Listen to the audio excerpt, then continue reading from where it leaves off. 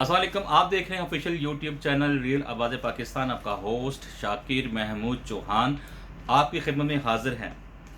नाज़रीन, बिलावल भुट्टो ने तकरीबन आधी दुनिया से ज़्यादा मुल्कों के दौरे कर लिए हैं और मुल्क में अनारकी फैली हुई है। मुल्क किस तरफ जा रहा है, बिलावल भुट्टो के दौरे नहीं रुक रहे।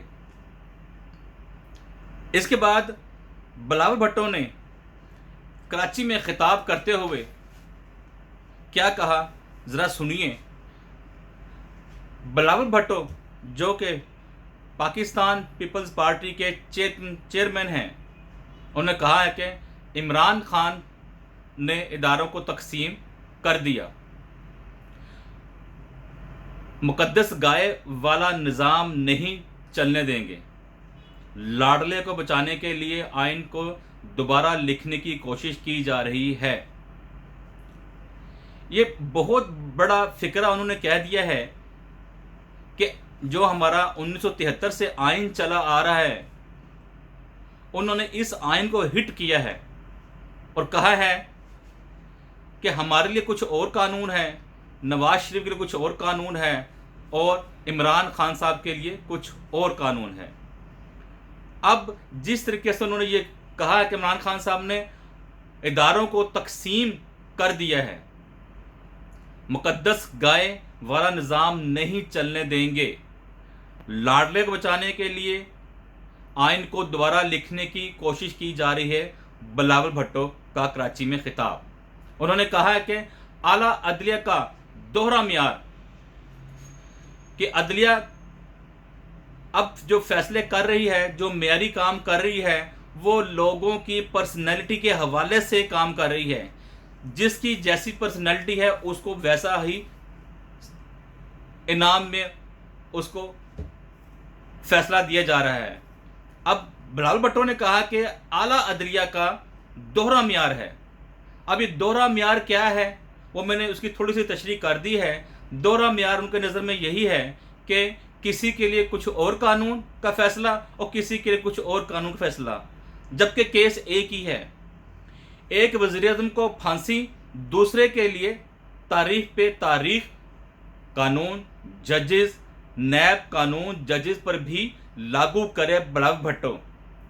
कि जिस तरीके से नैब ने हर सियासतदान और बाकी दूसरे ब्यूरोक्रेट्स, एस्टेब्लिशमेंट और लोगों पर जिस तरह हाथ डाले हैं, बिजनेसमैन के ऊपर, इंडस्ट्रीज के ऊपर, और एक नैब को चाहिए कि वो जजेस के हवाले से भी एक कानून बनाए और इसी तरह जजेस का भी एहतसाब होना चाहिए। बिलावल भुट्टो का मौक़िफ़, गैर जमहूरी शख्स चला गया, इनका इशारा नवाज शरीफ की तरफ है। उन्होंने कहा कि गैर जमहूरी शख्स चला गया, सोच अब भी वही है। जब तक हम आपस में लड़ते रहेंगे, फ़ायदा कोई और उठाता रहेगा। कराची में खिताब। ये बात उन्होंने बिल्कुल 100% सही कही है कि जिस तरीके से सियासी जमायतें आपस के अंदर सीना कुबी कर रही हैं, लड़ाई झगड़ा कर रही हैं, एक दूसरे की टांगें खींच रही हैं। सुबह को किसी ने किसी के खिलाफ बयान दिया है, शाम को किसी ने किसी के खिलाफ बयान दिया और पूरा दिन इसी में गुजर जाता है। और किसी किस्म का पाकिस्तानी अवाम के लिए कोई रिलीफ पैकेज, कोई किसी किस्म का कोई भी काम रोज़गार के लिए, या जिस तरीके से आगे रमज़ानुल मुबारक का महीना आ रहा है उसके लिए क्या प्लानिंग करनी है, लोगों को रिलीफ देना भी है या नहीं देना है। अब इसी तरह तमाम यूटिलिटी स्टोर्स के ऊपर कई महीनों से घी और ऑयल मौजूद ही नहीं है। अब लोग जाएं तो कहाँ जाएं? महंगा ऑयल बाहर से अब लोग खरीदने की सकत नहीं रही है, किस तरह खरीदें? अब गैर जमहूरी शख्स चला गया है, अब भी फैसला होना बाकी है। जब तक हम आपस में लड़ते रहेंगे, फ़ायदा कोई और उठाता रहेगा। कराची में अवाम से खिताब करते हैं बिलावल भुट्टो का खिताब। इस्टेब्लिशमेंट और इदारों और आइन में नज़र ना आने वाला हिस्सा बन चुका है। कुछ कुव्वतों को बर्दाश्त नहीं कि अवाम को उसका हक मिले। 1973 के आइन की गोल्डन जुबली की तकरीब से खिताब करते हुए बिलावल भुट्टो ने एक दूसरे पर तीरों की बारिश की। अभी भी तनकीद बराए तनकीद चल रही है, लेकिन अभी तक होश के नाखून नहीं लिए जा रहे कि आखिर अवाम का कसूर क्या है। तो अवाम का कसूर सिर्फ यही है कि अवाम इस वक्त जो है वो बाहर नहीं आ रही। अवाम इस वक्त महंगाई की चक्की में पिस रही है।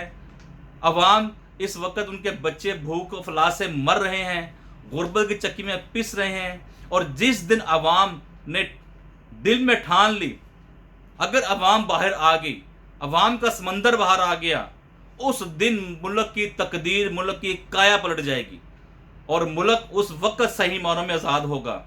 जितने ये हकीकी आज़ादियाँ का नारा लगाते हैं, जितने ये दूसरे पर तीर बरसाते हैं, जितने दूसरे पर इल्ज़ाम लगाते हैं कि मैं आज़ादी लेके दूंगा, मैं आज़ादी लेके दूंगा, जिस दिन अवाम ने ठान ली, अवाम बाहर आ गई, उस दिन हकीकी आज़ादी होगी और अवाम उस दिन अपना हक और अपने बीवी बच्चों का हक लेकर इन हुक्मरानों से दिखाएगी।